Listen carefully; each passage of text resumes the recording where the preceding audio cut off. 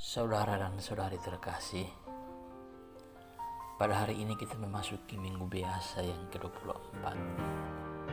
Bacaan-bacaan suci pada hari ini dikemas dalam sebuah tema besar, yakni pengampunan.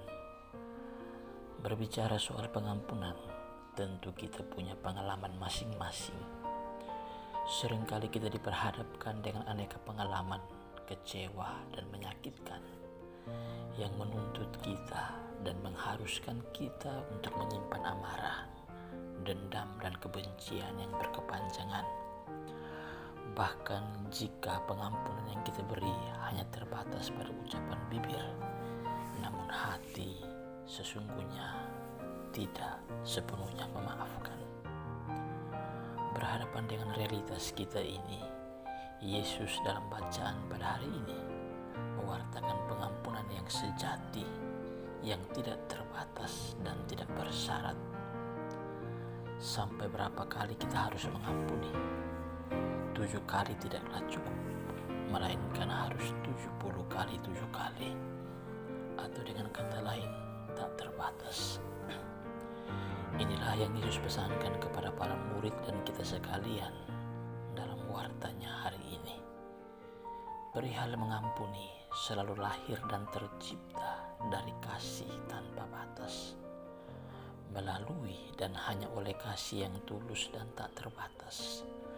Maka kemurahan hati dan pengampunan akan kita jabarkan dalam kehidupan kita bersama dengan orang lain.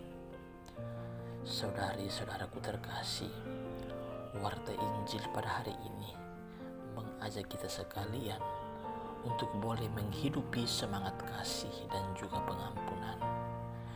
Ketika Petrus bertanya kepada Yesus tentang berapa kalikah seorang harus memberikan pengampunan kepada sesamanya, Yesus menjawab 70 kali 7 kali. Pengampunan jenis ini adalah pengampunan yang tak terhingga atau tanpa batas. Yesus mengajak Petrus, para murid, dan kita sekalian untuk mempunyai kasih yang tak terbatas pada setiap orang. Orang bersalah itu tidak ada batasnya, maka kasih pun juga tidak mengenal batas. Kasih yang tidak kenal henti atau tidak kenal batas kiranya menjadi inti dari hukum pengampunan. Ukuran kasih yang tulus adalah ketika kita mampu memberikan pengampunan kepada orang yang telah melukai hati kita, yang telah mencederai hati kita tanpa kenal perhitungan. Dan apakah kita sanggup? Saudari-saudaraku yang terkasih, pengampunan memang mudah diucapkan, tetapi sulit untuk dilakukan. Dan inilah kenyataan kita. Namun kita tetap berjuang dengan bantuan rahmat Allah agar kita dimampukan untuk menghidupi semangat kasih dan pengampunan dari waktu ke waktu. Dan inilah sesungguhnya panggilan kita sebagai orang-orang Kristiani. Yesus terlebih dahulu mengampuni kita. Lantas mengapa kita mesti sulit untuk mengampuni sesama kita? Pengampunan yang diberikan oleh Kristus di kayu salib merupakan gambaran akan misi Kristus di dunia ini, yaitu untuk memberikan pengampunan terhadap dosa yang diperbuat oleh seluruh umat manusia. Kristus tidak pernah membatasi atau memberikan perhitungan tentang kasih dan pengampunan. Semua kita memperoleh kemurahan Tuhan yang begitu besar melalui pengampunan.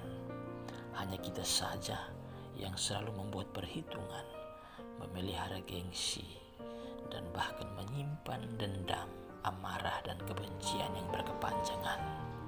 Dan sulit bagi kita untuk mengungkapkan dan menjabarkan kasih dalam kehidupan kita bersama dengan orang lain.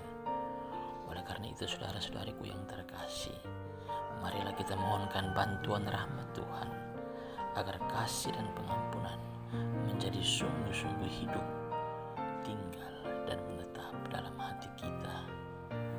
Tuhan memberkati kita sekalian dan